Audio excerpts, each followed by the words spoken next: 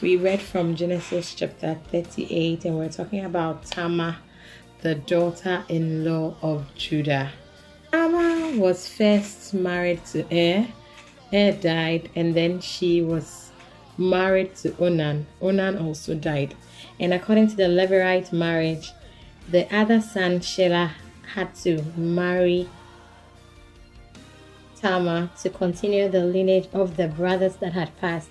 But by the time it was his turn, their father Judah thought that Tamar would be a woman of bad luck or ill luck, and so he decided that Tamar go back to her father's house, and when Shelah was old, he would bring him. Of course, he didn't mean to do that. He just wanted to keep his son.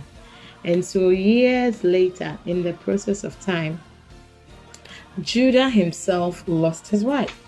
He decided to go for the sheep shearers' harvest in another town.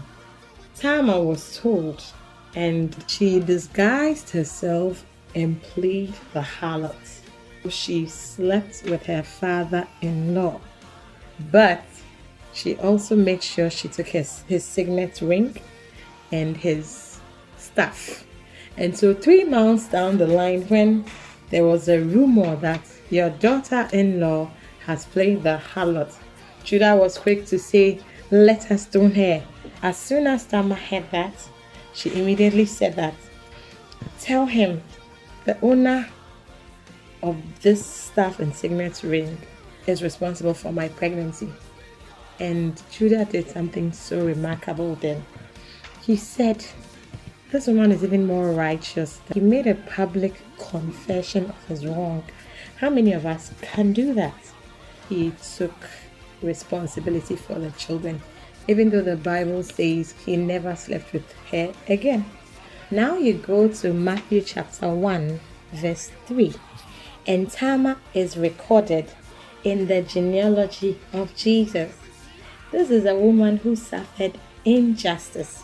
Injustice in the sense that her father-in-law, who was supposed to protect her, was supposed to make sure that the rights according to the Levirate marriage concerning her be given to her, but he denied her. He also misjudged the fact that his sons were dying because of their own wickedness. And that's what we do all the time. There are circumstances around us that instead of investigating, we take at face value. Tamar had her chance and she tricked him because the twins she had with Judah, Perez and Zerah.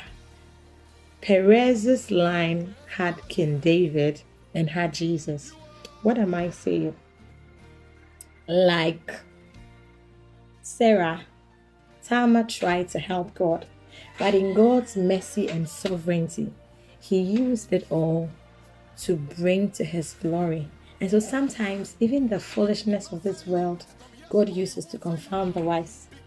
People might be laughing you to scorn. You might feel like nothing, absolutely nothing is working and it's all not worth it. But trust me, it might not look like it, but God is working. And so be encouraged, trust God, keep walking with him. Don't help him. Don't help him. And see how he glorifies himself in your life. God bless you.